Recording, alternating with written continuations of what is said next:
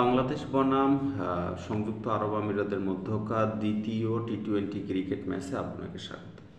বাংলাদেশ বনাম সংযুক্ত আরব আমিরাতের মধ্যকার দ্বিতীয় টি-20 ক্রিকেট ম্যাচটি আজকে রাত 9টায় শারজা ইন্টারন্যাশনাল ক্রিকেট স্টেডিয়াম থেকে খেলাটি সরাসরি সম্প্রচারিত হবে আর কি।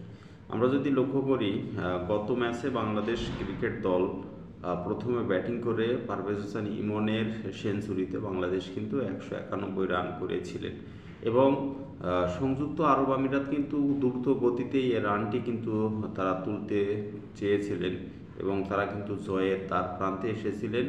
আসিফ আলীর আউট হওয়ার কারণেই তারা কিন্তু শেষ পর্যন্ত বাংলাদেশের কাছে কিন্তু পরাজিত হয়ে যায় আর কি। 32 রানে কিন্তু তারা পরাজিত, মোটামুটি তারা কিন্তু 27 রানে কিন্তু পরাজিত হয়েছে আর কি।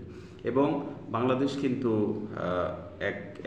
তারা কিন্তু 2 পয়েন্ট নিয়ে কিন্তু মানে লিড নিয়ে আসেন কিন্তু। তো এই যে আজকে খেলাটা আবার হবে, বাংলাদেশে আবার আজকে তারা ভালো কিছু করার চেষ্টা করবেন এবং স্কোয়াডে অনেক প্লেয়ার রয়েছেন, বিশেষ করে বাংলাদেশের যারা রয়েছেন, বিশেষ করে আজকে হয়তো স্কোয়াডে হয়তো বা 2-1 পরিবর্তন হতে পারে।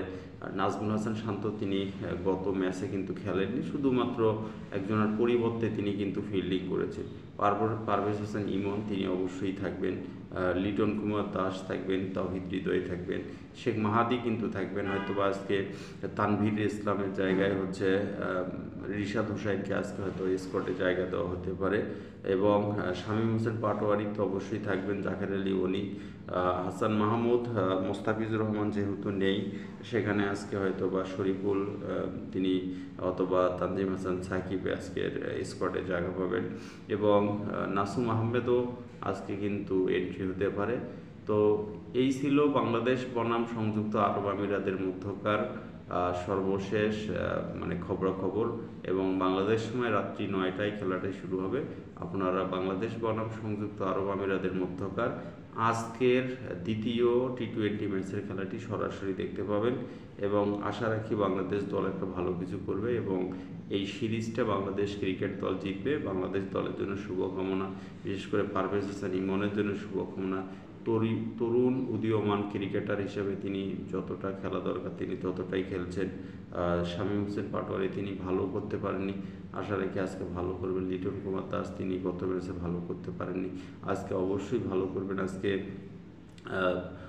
হাসান মাহমুদ, শরীফুল ইসলাম, তারপরে তাসকিন আহমেদ রয়েছেন, তাদেরকে আজকে ভালো বল করতে হবে। ভালো বলের মাধ্যমে আজকে কিন্তু তারা দ্রুত গতিতে যখন মানে সংযুক্ত আরব আমিরাতের উইকেটগুলো তুলে নেবে তখন কিন্তু বাংলাদেশের জন্য জয়টা খুব সহজ হবে। বাংলাদেশ ক্রিকেট দলের জন্য শুভকামনা।